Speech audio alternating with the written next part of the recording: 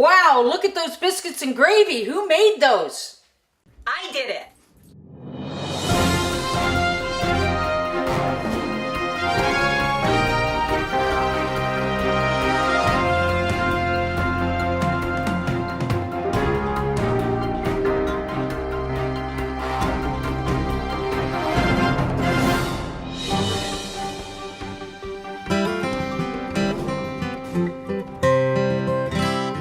Hello, Yamhill County, and welcome again to another episode of I Did It, with me, your host, Caroline O'Brien, and today we are with Frank Samuel Blair, a certified gravy-ologist here in McMinnville, Oregon. As a matter of fact, I believe you are the only certified gravy-ologist, aren't you, Frank? He is going to be showing us today how to make good old-fashioned Southern-style biscuits and gravy. So join us now as we start going through some of our ingredients, the tools we're going to need, and just some of the little details that are important for making real good Southern-style biscuits and gravy. So Frank, why don't we start by talking about the sausage, because it's a sausage gravy, am I correct? It is a sausage gravy. There are several kinds of gravies that you can make with biscuits and gravy. There is the bacon gravy, which would be using bacon.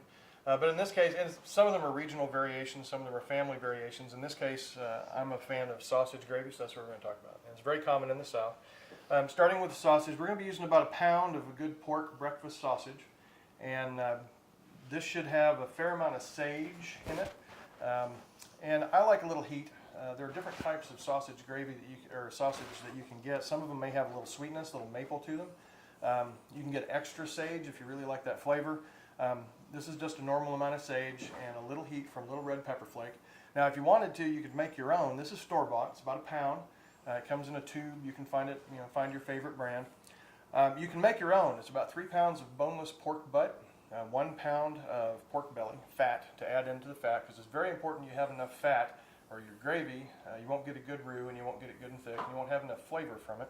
And then just add in a spice. And you can find several spice mixes available online. You can tailor those to suit your taste and get something that you like if the store-bought varieties don't meet your needs. In this case, it's 1 pound of pork breakfast sausage with sage and a little heat, 2 cups of milk, and this I use whole milk because I happen to like fat in my milk, but you can use whatever you'd like. I find it thickens up a little bit better than skim. I actually have a little bit more than 2 cups in here. I reserve a little bit just in case I need to make it a little thinner. Kind of depends on heat and all kinds of variations and whatnot. There's about a 1/4 cup of flour, and that will go to make the roux with the fat that comes out of the sausage. And then salt and pepper to taste. And really, that's all there is to gravy. Your sausage, which you start off with, a little flour, add in your milk, and then salt and pepper to taste. Well, now you've used the word roux 2 or 3 times, and that's R-O-U-X, correct? R-O-U-X. Can you tell us a little bit about roux? What is the purpose of roux? Sure. So a roux is a thickening agent. It also provides flavor.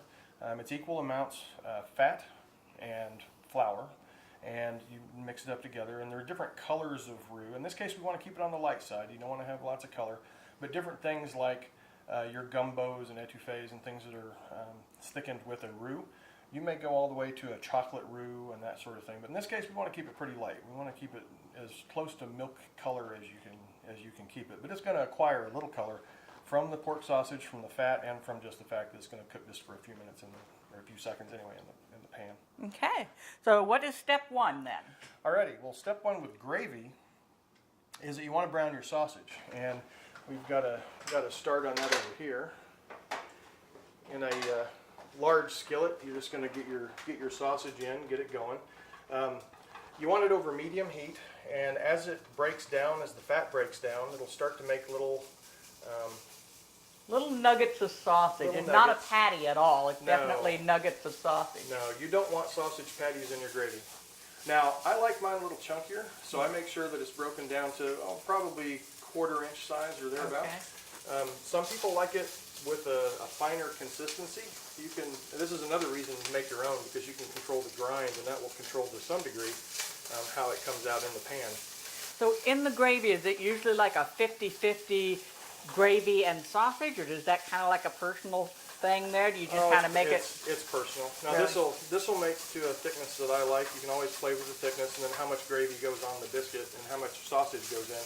Now, I tend to like maybe 2/3 of a pound, but we're starting with a pound. You can play with it and see what you like.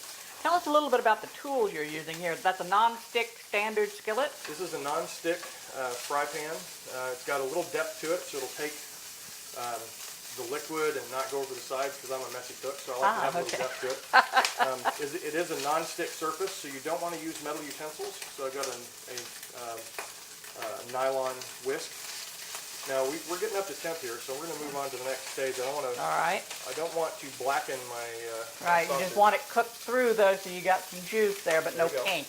Yeah. No more pink. So now what we're going to do is we're going to take. So now we're going to take the flour and just kind of dust it in. All right. There's about a quarter cup of flour. That's just like a standard all-purpose flour. all-purpose flour, okay. And then I like to stir it in and kind of get the fat to kind of take up the flour. It's going to get a little dry in the pan. I was going to say, it gets dry kind of fast there, doesn't it, once it works in? That's okay. You're just going to coat the sausage and kind of pick up the fat. Okay. Give it a little heat, and that'll cook out some of the flour taste as it goes. Okay. If you don't cook flour enough, you get kind of a doughy flavor, and we don't really want to have dough. So once it looks like, slightly whiter sausage, we're going to add the milk. So here's our 2 cups of milk, and as I said, this measure is just a little bit more than 2 cups. Now, do you have to have that room temperature, or do you chill it? Well, it should be cool. It doesn't have to be. Doesn't have to be room chilled. temperature. It Okay. doesn't have to be chilled in this case. Now we're just going to stir this in with the whisk. You're going to whisk it. You don't want to scald it. So we're just going for a little simmer. So what you're setting there on your stove top, about what, 3/4? So when you're browning your sausage, you want it to be medium. You want to take it nice and slow, and that'll help with breaking down the sausage into the nuggets that we saw earlier. Okay. When you get ready to add your flour and your milk, you want to actually bring it up to high. Okay. Because you want to get some heat back. When you add the milk, it's going to drop the heat on the pan. It's going to go colder, and you want to bring that heat back up. But if you can see here, as it's starting to warm up and get to a little simmer, it's bubbling a little bit, yeah. just a little. You don't want it to boil. You just want it to. Exactly. But Okay. you want to keep whisking because you don't want to burn it on the bottom of the pan. You'll see that it's still pretty white. Mm-hmm. Right, and you also see that it's starting to get thick. Oh yeah, Starting to it thick is. up a little bit. So this is actually about the point where I'm going to take it off the heat. Okay. Just because I don't want it to overcook, and you can see it's starting to get some thickness. That's Yep. the flour. Yep, and it the is. roux. It's thickening up right nice there. Now, at this point, we're going to take a spoon Okay. and we're going to taste it, because you may have enough seasoning in your sausage to account for the flavor that you want. Go ahead and take a spoon, dip it in there. And I'll tell you what I think. Ooh. It's hot. Yeah, it is. Okay, so I think, in my opinion, I think it could take a little more heat. Well, I think it could use a little heat. When you get in there and dig into that sausage, it'll have a little more heat. But if you like more heat, you can always add some. Now would be the time to do it? Yeah. Okay. Now what I think it needs a little salt. So I'm going to take just a pinch of salt and give it 2 pinches. And I think that'll bring it up nicely. Now I am a big fan of black pepper. Yay! Black pepper. So I'm going to take a nice big handful. Because you should be able to see the black pepper in your gravy. If you can't see the black pepper in your gravy, it's not Southern gravy, it's Yankee gravy. Isn't that right, Mr. Blair? Indeed.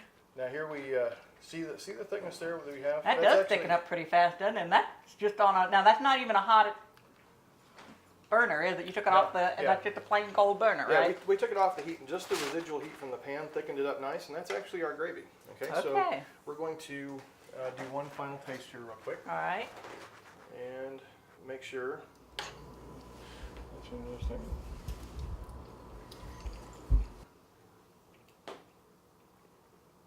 Yeah, I think that's pretty good. Very good. Okay, now, I made some before, and since we're doing kind of a double batch here, I'm going to add them together. Okay. So I'll put that here. So we just take this and kind of hold it over while we're making the biscuits. All right. So we'll put this in here. So that's about, what, about a 30-minute process? 45 minutes setting out all the ingredients? Oh, actually, it doesn't take that long. Really?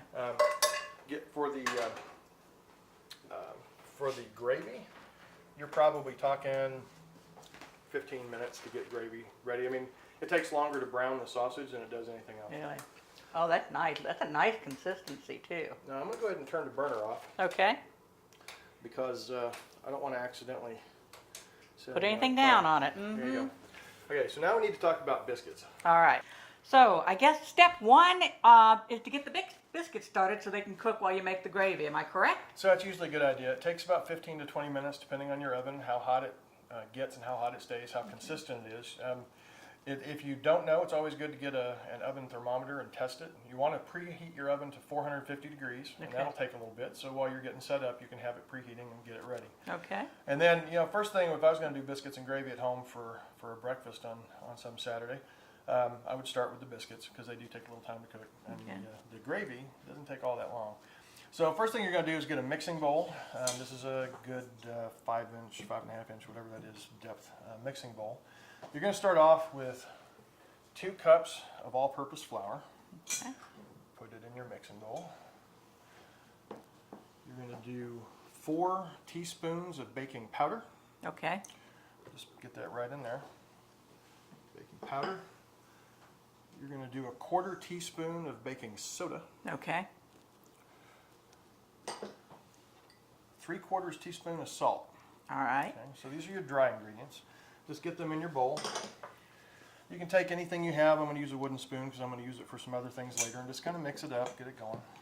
You don't have to worry too much about it. You don't have to sift it or anything like that. You can if you want to, but it's not all that important. Now, you've got 2 tablespoons of butter and 2 tablespoons of vegetable shortening.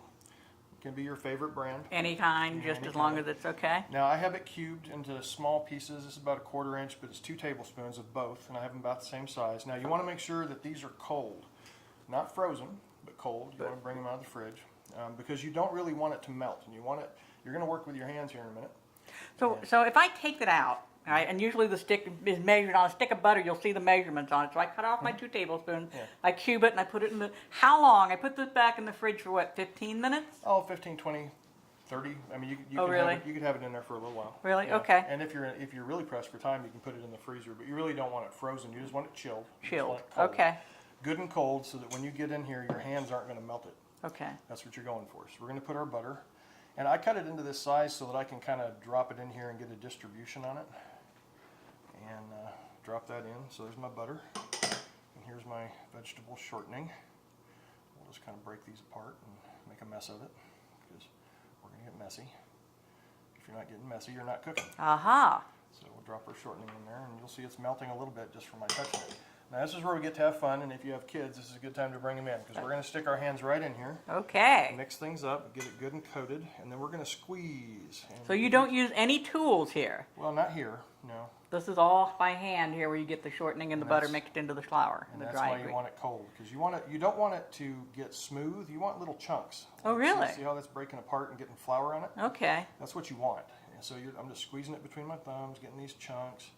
And So you're not blending it, you're just kind of No. breaking it down. Yeah, and kind of getting a distribution through the flour. And Okay. You'll see that I'm getting chunks and getting it, these small, but you don't want it to melt. And if it's not cold enough, it'll melt on you. And even with the flour there, it'll start to get a little runny and that kind of stuff. And that's not what you want. So when you use shortening plus butter, is that to keep them from getting too moist? Is that the goal of the shortening with the butter? Actually, it helps with getting the dough to the right consistency, and it helps with the rising. And the butter's flavor, you want it to melt in the baking process, not in your fingers. Okay. And get it in there. But it's the fat that kind of binds things together. The shortening and the butter are both fat. So get some little granules in there. You can kind of see them. Not all that is Slightly flour. chunky, not really. And you'll see that I got good and messy. Okay. Okay, so now we're going to take our stuff here, make a little well right in the middle. Okay, just kind of press it down and, just like you're putting gravy in your mashed potatoes. Ah, there you go. Okay. Yeah, if that's how you do it. Yeah. So make a little well right in the middle.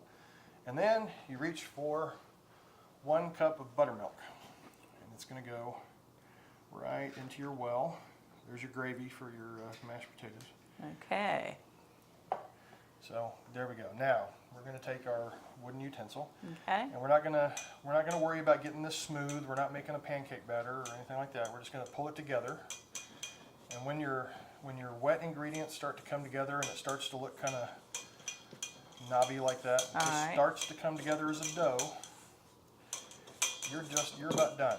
Oh, really? You not when it's fully done. You don't have to No. mix it all in. No, you want it to be a little sticky, and you'll probably have a little. Okay, a little dust on the bottom there. You'll probably have a little dusty stuff on the bottom. Okay. And that's okay.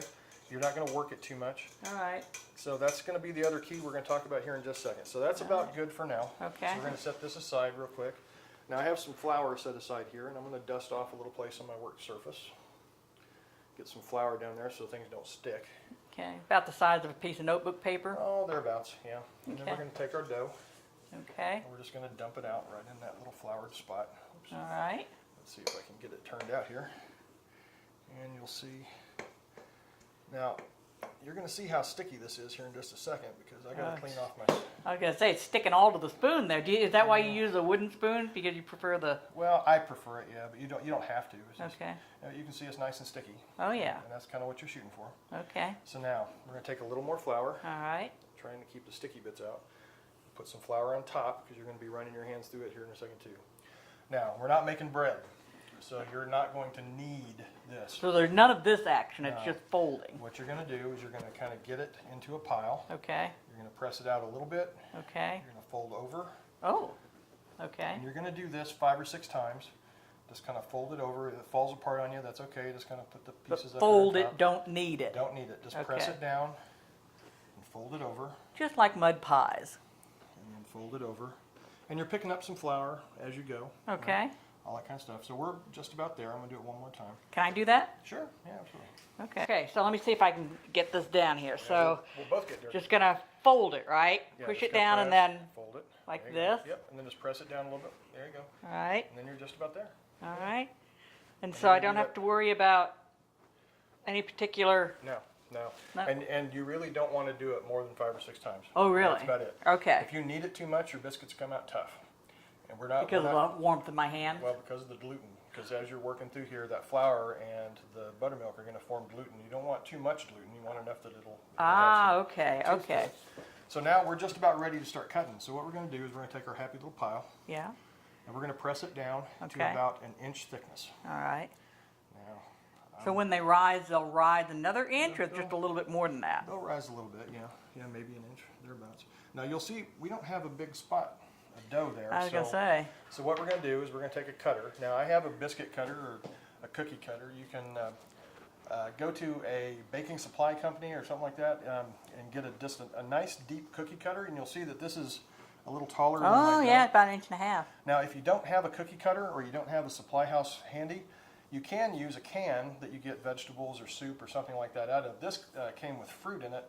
I'm not going to use it today because it's a little big. If you see how it is in relation to the dough, you'd end up with giant biscuits. That's But great. if you have teenage sons, then Well, that's yeah. the size that you're going to want. There you go. If you're feeding, yeah. But Okay. you're going to be making quadruple batches of dough. I see. Okay. So we're not going to use this today, but you can do this if you don't have a cutter. This works out really well, and it's Okay. cheap. So I'm going to take my cutter, and we're just going to go find a happy place to make a circle. Okay. And there's a technique to this. So when you do it, if you really want your biscuits to turn out well, you're going to take your cutter, you're going to press straight down, Okay. twist, and pull. Oh, Ooh. there we go. And, if you don't drop it, now there's your biscuit. And you can, Alright. if you have a cookie sheet, then you just put your biscuits on your cookie sheet. And you don't have to grease the sheet. You don't have to. They're not going Okay. to stick to it. And you can if you want to, or you can use a piece of parchment paper. Oh, okay. Now we're just going to go down, turn, and lift. Now sometimes they come up with the cutter, sometimes they don't. You can always just kind of gently pry that apart. You see you got Okay. a nice biscuit. Now I don't have enough space here to do any more. Okay. So what you're going to do is you're just going to take your dough, Fold it fold back. it, fold it up. Okay, and push it down. Yeah, you can flip it over however you want to, and then you're just going to press it down Okay. to about an inch or thereabouts. All right. And then it's your turn. So take the cutter. Okay. And find a. I go pretty close to the edge. So you All want to. right. You don't want to Right wait. about there? There you go. Down. Okay. Turn. Turn. There you go. And then just pull straight up. Oh, look at that. There you go. Yeah. Oh, isn't it cute? There you go. Okay. Your first biscuit. Yay. Now, if you see, we don't have enough room to quite get a biscuit out here, so we're going to do the same thing. We're just going to Okay. take it, bring it together. Now, I will tell you, the first biscuits you get out of your first pressing Uh-huh. will rise a little bit more. There'll be a little. So these will be a little bit higher than anything that we get on here after that. And they'll be a little fluffier. Really? Yeah, and the other ones may not rise quite as much. They may be a little tougher because you're working it. Every time you turn it Okay. over and you press it, All right. you're working it. All right. So it could, yeah, you know, it is what it is. So the last biscuit is for the dog. Well, yeah, maybe. Yeah, okay. Or it'll encourage people to show up early at the table. So here, we're going to get this Okay. one in. Turn, and there's our biscuit. And you should, out of this amount, this recipe, you should probably get a good solid 6, maybe 7. Okay. It depends on the size of your cutter. Okay. So I'm going to put all my stuff together here. I'm going to take up a little flour just because it's starting to stick to my fingers a little bit. And we're going to press down. I like to trim up the edges so that they're there. And then I'm probably going to get one more out of here. And there's my 5. Okay. So I lied about the number, but now you might get a biscuit out of this. I don't know that there's enough here. Now what I would do is I would just take it and kind of fold it into a... make a biscuit hamburger patty. Okay. And you can just take that and put it on your cookie All sheet. right. And then you're good to go. Now by this time, your oven should be 450 degrees. Okay. And so we're just going to take the cookie sheet, All right. slide this in over here. And they cook pretty fast, don't they? They do. Now, in this oven, I made a batch earlier. We're going to pull out here in a second. I went 15 minutes. They got a little brown. Start watching them about 13 minutes. Okay. And you want a nice light golden brown on top, nice rise, and All right. a little give when you touch them. That's when you want to pull them out. Take them off the cookie sheet so they don't continue to cook on the bottom. Oh, Get okay. them on a plate. Stage them on a plate. Yeah, put a towel over them to keep them warm. Okay. But I did a batch earlier because I knew we were going to be taking a little while. And I got some right here that are good to go. All right. So these are our final product. All right. Now, serving. First thing we're going to do is clean up a little bit here. Get our flour out of the way. Okay. Get this bowl out of the way. And I'm kind of dirty, but we'll work with it. Put that in here and get it out of the way. Okay. There we go. Okay. Now, for plating, we're going to grab a plate. All right. We're going to grab a biscuit. I like that one. Okay. Just split right down the middle. Okay. Happy biscuit. Now we have our gravy. Now you will see that this gravy, while we were making biscuits, kind of thickened up a little bit. Well, this is where that extra milk comes in that I held back. Ah. So I'm just going to take a little bit of this milk and just kind of put it in there. That's probably 1/8 of a cup or something like that, not very much. And just kind of loosen it up just to get some consistency on it. Okay. And if you let it sit, that flour and the milk will thicken it up. So Okay. if you let it sit, like if you come back for seconds, you will probably Have a thicker gravy. Yeah. Yeah, okay. And it's not going to be pouring consistency or scooping. So Okay. now it's a lot easier to thin it than it is to thicken it at this point. So I would start light on the milk, see how it goes. And we'll add just a little bit more. So after your first serving of biscuits and gravy, you just leave this on a low heat then? Very low. Very low. Yeah, you could probably leave it on just a really low, Not even simmer? not even, just a holding temperature. Oh, really? Okay. Yeah. So here we go. So we're getting a little thinner now, right? But you want it to be gravy. You don't want it to be Soup. Yeah. Stew. Wallpaper paste. Yes, exactly. And it will get that way if you're not careful. Now it looks like I'm going to actually end up using most of this milk. Okay. But as it gains some heat, it'll start to thicken up. You can kind of see it going there, or thinning up anyway. But it'll start to come up, and you just want it to come up to temperature and get to a nice consistency, and that's about where you want it, right about there. All right. You can see that. And it's a meaty gravy. I mean, you can see the chunks of the sausage in there. It is. Now, I will say, if you have to thin it out and get it up to temp, you'll want to check seasonings again. Okay. We didn't add that much milk, so I'm going to say we're probably okay on seasonings, but at this point, you would check your seasonings again because adding the milk will dilute the seasonings a little bit.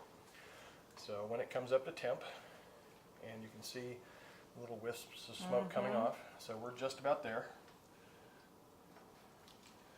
So that's our gravy. All right. So now that we're sort of reconstituted, put that over there. Okay. I'm going to take, I'll get it. make a mess. So I'm going to take a spoon.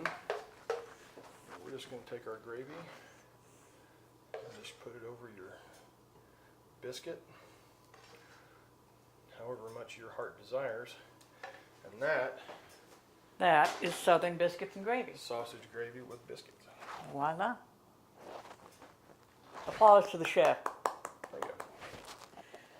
So why did you go on this great quest for biscuits and gravy?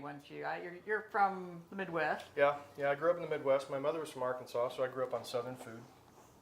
And we've been out in the Northwest in McMinnville for 12 years, and in that time I've had a horrible time finding what I was familiar with for biscuits and gravy. Many people would get the biscuits right.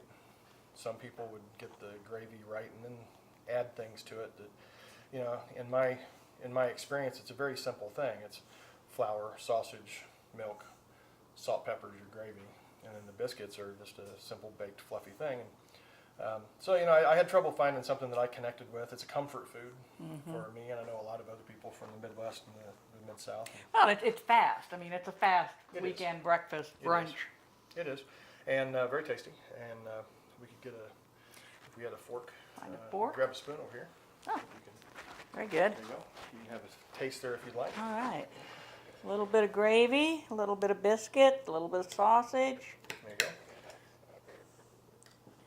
Okay, let's see here.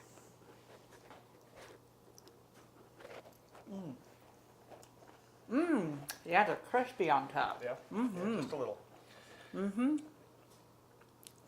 Yeah, it's not really hot. It's not a hot spicy. It's just No. got a little bit of heat to it. Yeah, just a little.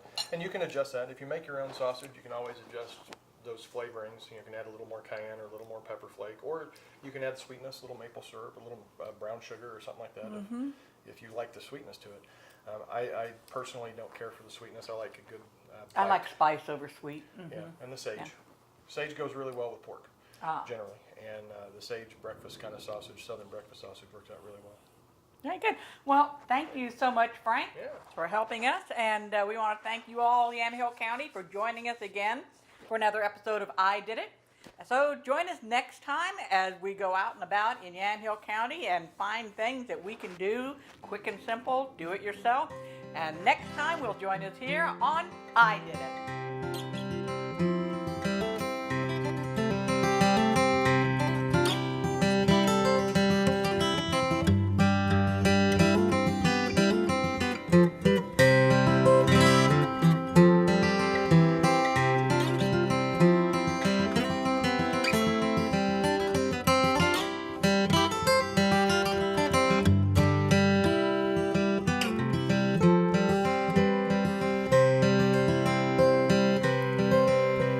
I had a first cousin called Arthur McBride. He and I took a stroll down by the seaside.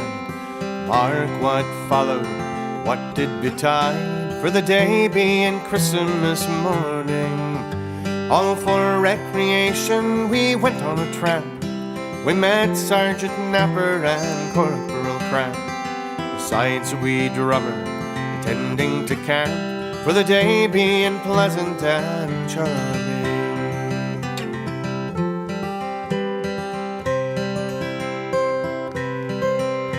Good morning, Sergeant did cry. The same to yous, gentlemen, we did reply. Intending no harm, just meant to pass by, the day being pleasant and charming. Well now, my fine fellows, if you will enlist, it's 10 guineas in gold I will shove in your fists, a crown in the bargain to kick up in the dust and drink the king's health in the morning.